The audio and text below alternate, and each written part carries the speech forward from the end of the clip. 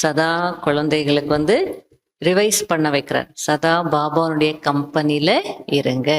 அதாவது சில நேரத்துல சூழ்நிலைகள் அப்படி இருக்கும், கோபம் வரும், குறும்புத்தனம் செய்றோம், கொஞ்சம் விலகுவோம்.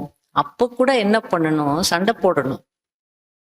எப்படி அன்பா இருக்கிறோமோ இல்லையோ, சண்டை போடுறோமோ, அப்ப கூட யார் கூட இருக்கிறோம் இல்லையா? ஃபாரின்ல எல்லாமே வந்து சண்டை போடுறது அப்படிதான், அது ஒரு விதம் இருக்கு. என்ன அப்படின்னா, யாராவது ஏதாவது சொன்னாங்கன்னா குழந்தைகள் வந்து அவங்க ஒரு பேப்பர் எடுத்துக்கிட்டு அந்த ஸ்மைலிஸ் எல்லாம் இருக்கும் இல்லையா, அது ஒரு மாதிரியா நீ இப்படிப்பட்டவங்கன்னு சொல்லி எழுதிட்டு நீ இப்படிப்பட்டவங்க அப்படின்னு சொல்லி காட்டுவாங்க. ஐ ஹேட் யூ அப்படின்னு சொல்லி அந்த ஸ்மைலி முகத்தை அப்படி ஒரு மாதிரி போட்டுட்டு காட்டுவாங்க இல்லையா? அந்த மாதிரி பாபா கிட்டேயும் நீங்க என்ன பண்ணுங்க இல்லையா, எழுதுங்க.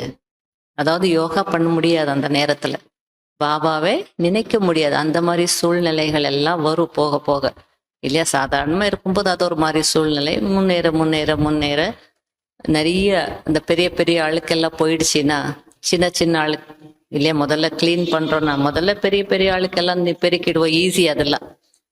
அதுக்கப்புறம் ரொம்ப வந்து நைஸா தொடச்சிங்கன்னா இன்னும் நைஸா இருக்கிறது அழுக்கெல்லாம் போயிடும். இன்னும் எல்லாமே என்ன இருக்கு, மைன்யூட்டா இருக்கும், ரொம்ப எத்தனையோ ஜென்மங்களுடையது. அப்போ அதெல்லாம் எமர்ஜ் வந்து ஆகும். அப்ப எல்லாம் கஷ்டமாக தான் இருக்கும். ஆகையில பாபா வந்து ரிவைஸ் பண்றார். என்ன ஆனாலும் பரவாயில்ல, ஆனா பாபாவுடைய கம்பெனில இருங்க.